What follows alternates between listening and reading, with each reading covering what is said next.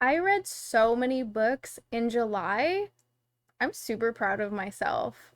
Hi, I'm Bo, and welcome back to Bo's Books. First of all, I want to start off by saying how excited I am that everybody seems to have loved my TBR game. I put my heart and soul into that game. It is truly a passion project, and I was just so excited to share it with other people. It's honestly the whole reason I wanted to start a booktube channel, if I'm being honest, is because I was so excited about this game that I made for myself, and then I thought it was too fun to not share with other people. I really thought that it was something that other people out there might truly enjoy, especially people that love horror. It's just another TBR game in the pot for people to try, and I'm really excited that I get to put my game up there with everybody else's and give you guys something else to watch every month, because I love TBR games. Every time I see a new TBR come onto BookTube, I'm like, yes, give me another TBR game to watch. I just like watching people choose books to read. I just think it's fun, even if it's like prompt cards or a TBR jar, or the scavenger hunts are super fun, or honestly, if you're just choosing books and you're using whatever method you're using, I want to watch it. I just think it's so interesting. That being said, I had a really good reading month for July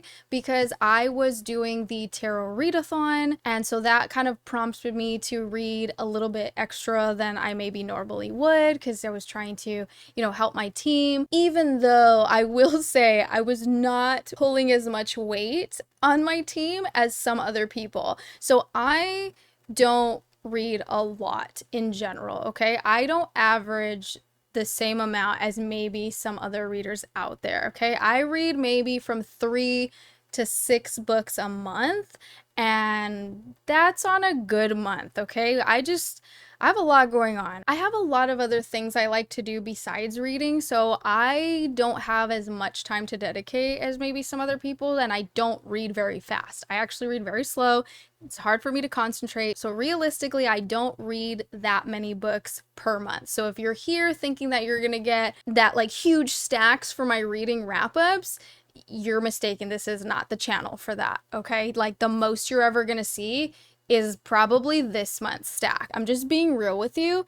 This is 7 physical books, and then I had one more book that I read as an ebook. That was a buddy read with a friend, and I don't own that one. And the only reason I read so many books in July, let's be real, is because 5 of them are middle grade books. Okay, I read 4 Goosebumps books and then another tiny little 90-page middle grade book on my honor. Okay, so like realistically, like I don't read that many books, and I also don't read very long books. If I choose a long book on my TBR, like if it's a chunky book, that's probably the only book I'm gonna read that month. I'm just being realistic about my reading. I know there's a lot of pressure when you see other people reading so many books, because I feel that pressure.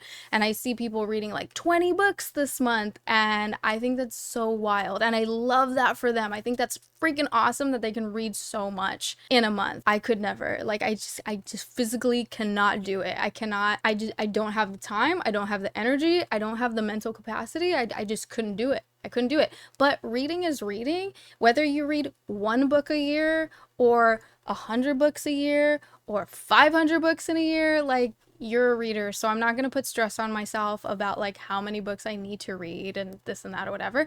I'm just happy that I'm reading. This is literally the most I've ever read in my life, probably since I was a kid. But like even when I was a kid, like this is still more than I've ever read in my life. Like I've never read 8 books in 1 month before in my entire life. So I'm happy that I'm reading, and I don't care if I'm reading middle grade books, okay? Like I don't care, because you know what? The middle grade books that I read this month were fire, because they were Goosebumps books, and then there was this one that made me cry my eyeballs out. And if you want to hear more about that, you can look at my mid-year freakout video where I talk about this book. I read 4 books for the Goosebumps read along that my friend Billy hosted over on Bookstagram, and I'm super excited to say that R.L. Stine's writing holds up even for adults, okay? I had so much fun, and maybe most of it is nostalgia, but honestly, it's just good writing. Like these are fun books. yes, they're geared towards children, so you have to go in with the mindset of like, okay, it's not written for adults, so some of it is cheesy and just like, ridiculous, but for the most part, his ideas are so creative and it feels like you're listening to scary stories around a campfire. It's like that vibe, right? But these were all a good time, and it really has made me want to go back and read the entire Goosebumps series. This is a series that I can get behind. I know they're all going to be good. Maybe some are going to be better than others, of course, but I mean, they're so short. I mean, I can get through, like, on average, they're like 123 pages each. The first one is Welcome to Dead House, which is number 1 in the series, and I just figured the best place to start was going to be in the beginning.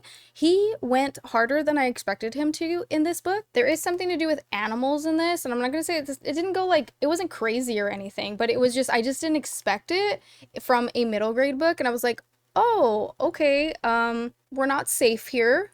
No, really, it wasn't that bad. It really wasn't that bad, but if you are triggered by things to do with animals, like, just be aware that, like, book 1, maybe go in with caution, or, don't read it, because there is a dog involved in this book. But anyways, that was the only thing I was like a little bit shocked at. Other than that, the thing that I noticed with this book and basically with all of his books is he does this thing, which I think is great for kids, but really annoying for adults, is that at the end of every single chapter, he kind of leaves it on this like cliffhanger of like, oh my God, and then there's a monster watching me from the backseat of the car. And then the beginning of the next chapter is like, oh, just kidding. It's just the coat that was like leaning over the chair that looked like a monster. Ha ha ha. Silly me. And it's like every single chapter is that way. And I get it. For a child, you're like, oh my God, what's going to happen next? And it entices you to like read the next chapter. I just think reading as an adult, I was like, that's so cheesy and like predictable, because every single time I'm like, okay, I know it's literally not that. But, you have to remember this is for children. This is for middle grade children. So in that respect, it's still fun, and I can see like any young child loving these books, because I want to say we all did. Like, I don't know anybody that didn't like Goosebumps books, honestly. If you read them and didn't like them, let me know, because like, wild to me. But I still very much enjoyed them. But anyways, moving on, I really like this one. It's actually really, really good. I don't feel like he dumbs anything down like for kids. Some of the descriptions in this one were actually like gory too. Like this one, that's what I'm saying, is like this one he kind of went hard in it. Like there are some scenes in this book where I was like, wow, that's like pretty graphic for a kid. He started very strong. This is definitely like your introduction to horror, and this is why I feel like I went the route that I did in my life, is that I started with these like intro to horror books, and it just escalated from there. But yeah, I love it. I loved it even as an adult. So good, so good. The next one I read actually was Piano Lessons Can Be Murder. I picked up this one next because I just liked the cover and I thought that was fun. It's so interesting to me how authors will be able to write for kids versus young adult versus adult, right? So he clearly takes an experience that a child would have, which would be like having piano lessons, right? And makes it creepy. And I think that's so fascinating. And I was talking to Billy about, how do authors know where the limits are when you're writing for like a child? Like what's too much? When does it cross over to being like young adult versus like middle grade versus, adult, right? And so I just thought that was really interesting reading some of these and seeing like very much how this is like geared towards kids. But again, still fun. So still very, very fun. The next one I picked up was Say Cheese and Die. This one I feel is like one of the more like iconic, memorable stories that he has. And it's also, I want to say, my favorite cover art of the entire series. I just love it. I just think this skeleton family having a cookout is just so fun. And it just gave me full on summer vibes. And I was like, I have to pick this one. I think the TV show of this one is super memorable. And then the last one that I chose was One Day at Horrorland. And I chose this one because as a kid, this one was one of my all-time favorites of the entire Goosebumps series. And I didn't read them all as a kid. I mostly watched the television show, but still, of the ones that I read or watched, like this one was top tier for me. And I think it's because it's themed in an amusement park, and I just love anything with that kind of theme. It has an amusement park or a carnival or a circus or anything like that, like you have me. I really loved the description of all the different like rides and how they were like spooky themed. And this one literally gave me goosebumps. There was a description of it's like a lazy river ride at this theme park, and you like ride in coffins.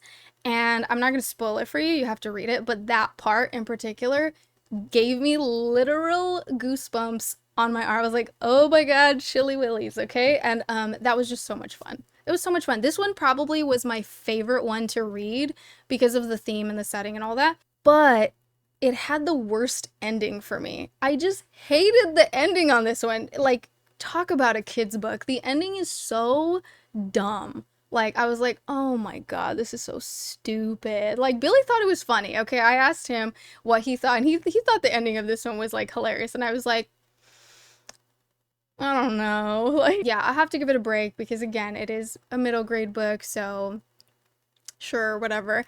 I don't remember reading this one as a kid. I only remember the TV show, but then now I want to re-watch it because I don't remember it ending the same way that it does in the book. If you remember the show on Fox Kids, a lot of the episodes were like part 1 and part 2. So I know this one was a two-parter. So I recently rewatched part 1, which was so fun. I loved it. But I didn't rewatch part 2. So I actually can't remember how it ends in the TV show, but I want to say it was different. So I actually am going to go back and do that probably just to compare because I just really didn't like the ending in this book, and I think the TV show fixed it. So overall, in 1 week I read 4 Goosebumps books, and it was actually a lot less than I thought. I thought I was actually going to get to at least one a day and read, 7 Goosebumps books because they're so short, and I was like, yeah, I'll just fly through them. But I mean, realistically, there's still 123-ish pages, so I mean, you still need time to read these, and I just,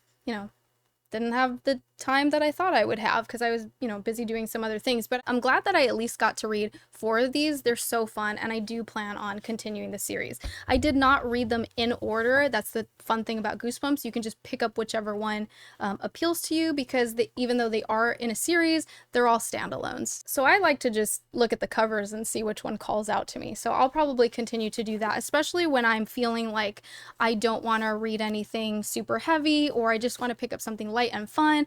I will probably just grab a Goosebumps book and, and I will say I did listen to the audiobooks with these, and some of these voice actors are awesome. A lot of the times I'll listen to audiobooks just to get me through my day because I'm too busy doing other things. So I want to keep reading, but I'm like moving around a lot. So yeah, I love audiobooks and I don't care. Like I will listen to audiobook every chance that I get for every book that I can. Okay. So yes, the voice acting for these Goosebumps series, they're great. They're all different, I want to say, but every single one of them was entertaining. So they were a hit for me. These 3 I'm not going to go into detail about because I feel like I've talked about these nonstop in other videos. So if you are interested about my thoughts on these 3 books, go back and watch the Tarot Readathon vlog is where I get into depth on these 2. And then the mid-year freakout tag is where I started talking about this one. I wasn't finished with it when I was discussing it in that video. So I guess I can talk a little bit more about it because I have finished it now.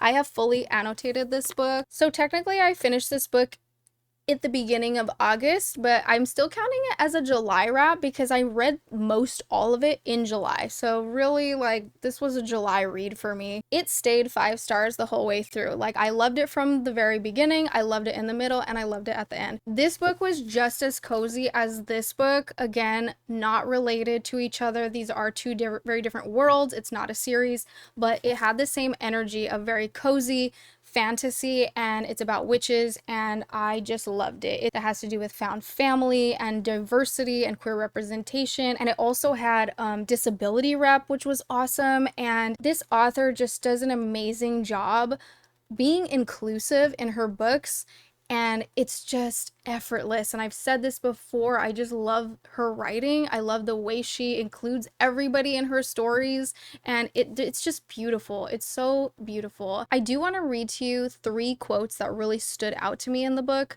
because of the state that the world is in right now. I thought they were very on point. They didn't talk about the way it messed with their heads to belong to this country, at least on paper, and still know from experience that this white flag with a Saint's Red Cross on it was something to be afraid of. You can love the home you've made with the whole of your heart and still know the land it's built on will never claim you. I know many of you are very comfortable with the way things are right now, but you are kidding yourselves if you think Albert became what he is all by himself.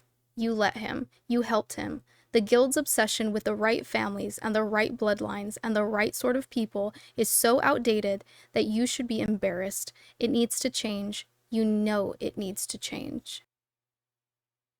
The last book that I want to talk about that I read for July is The House Across the Lake by Riley Sager. So this was my very first Riley Sager book, and I read this as a buddy read with my friend Alex, who's over on Bookstagram. I'll go ahead and link her page down below. But I met her and Billy in the Void book club, which has been phenomenal for meeting so many new online friends because we tend to have the same tastes in horror books and horror movies, and I just love all these people that I just met this year.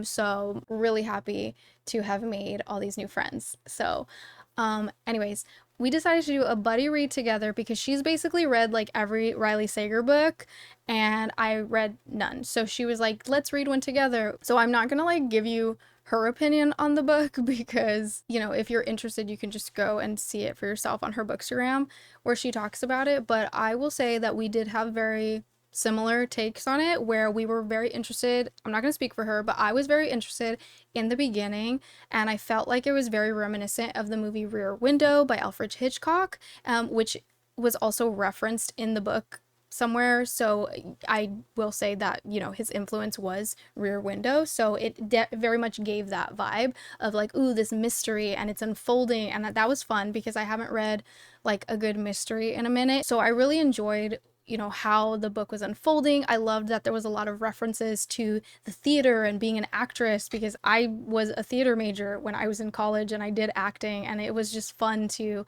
you know, kind of like hear the main character talk about her experience as an actress. So that was fun, but I will say it was a bit of a letdown at the end. And if I'm being completely honest with you, I'm forgetting how it, oh, I remember now. Yeah, it was, I don't know. I went into it knowing where it was going to go because I had seen somebody do a review on it. So I was prepared for where the book went. And I don't know if that helped or hurt the situation. I would have probably expected one thing, and I feel like that kind of a twist would have been like out of left field because the first, it's hard. Okay, if you don't want the spoiler, skip ahead, but I'm gonna say what it is, okay? It's I'm not gonna completely spoil it, but I'm gonna tell you where the vibe of this book kind of goes so that you know what I'm talking about. If you're not interested, I'm gonna, you know, you can just skip to the next checkpoint in the video, but okay. So, you know, spoiler. The book ends up taking a supernatural twist, and that's all I'm gonna say, okay? So it starts off very like murder mystery and has nothing to do with like supernatural, really. I mean, there's like a hint to it, but you really don't feel like that's what the book's gonna be about. And then towards the end, you're like, oh, okay. And I feel like maybe there needed to be more supernatural elements in the beginning. I don't know, honestly. I'm not a writer and I'm not gonna like sit here and pretend like I know what could have made the book better. It just felt kind of meh at the end. Like it was a good, fun, intriguing read, and then the ending was like, eh. And I don't know if it was because I already knew that it was gonna go that route, so I don't know. I don't know. But I do know that the girl that I saw, and I wish I could remember who did this review. I think it was over on Bookstagram, but she gave the review and she's the one that said that it was going to take a supernatural twist. And she said she probably would have been better prepared if she knew that, because she was like angry that it went that way. And she said like she wished she would have been just prepared for what she was getting herself into. I don't know. It's, you know, I feel like wrap up videos tend to have spoilers in them, so I do apologize if there's anything kind of more spoilery, but you know, it's hard to talk about the books that you've read without spoilers, and I hate spoilers. So I think it's just like safe to say, like, if you're not wanting any spoilers, like, proceed with caution on wrap up videos just in general. But anyways, so I don't know. It was an okay book. Like, I think I rated it like 3 or 3.5 stars. So like it was decent. Like, it just wasn't something that was like super memorable. Like, I honestly almost forgot like how the book ended, cuz like I just didn't care by the end. The beginning, I remember it. It was actually really good, and you know, it was on its way to being like 4 stars at least. But yeah, like by the end, you know, after the whole twist and everything, when I realized where it was going, I was like, I don't know, it didn't get me at the end. So I don't know if I'm intrigued enough to pick up another Riley Sager. I feel like because I've heard that he has a certain style with his writing, if this is the style, like, I'm not super into it, but I might give one of his books another chance. Like, I'm not totally like writing him off. I probably would just go into it expecting another like 3-star, and I wouldn't be expecting to be blown away. But overall, I really enjoyed my reads for July. I had a good time with the Tarot Readathon, I had a good time with the Goosebumps read along, and I had a good time with my buddy read. So I felt like I was very much in community with people in July, and I just loved my experience with that. It's really exciting to see that I have 300 subscribers now, which is like crazy, and I'm really happy to be here, and I'm glad that you are finding my videos entertaining. So thank you so much for watching, and I hope that you'll leave me a comment to let me know that you were hanging around. If you made it to the end of the video, please leave me a sparkle emoji, because I love that emoji. Lately I've been using that one all the time for like everything. So because it's like my favorite at the moment, leave me a sparkle emoji, because we're just like celebrating the fact that, you know, I had a good reading month, that, you know, you loved my TBR game, that you stuck around for this video, you know, I just had like a very magical July. So yeah, let's just keep it going with the sparkles. But yeah, thank you so much for hanging around, and I will see you next time.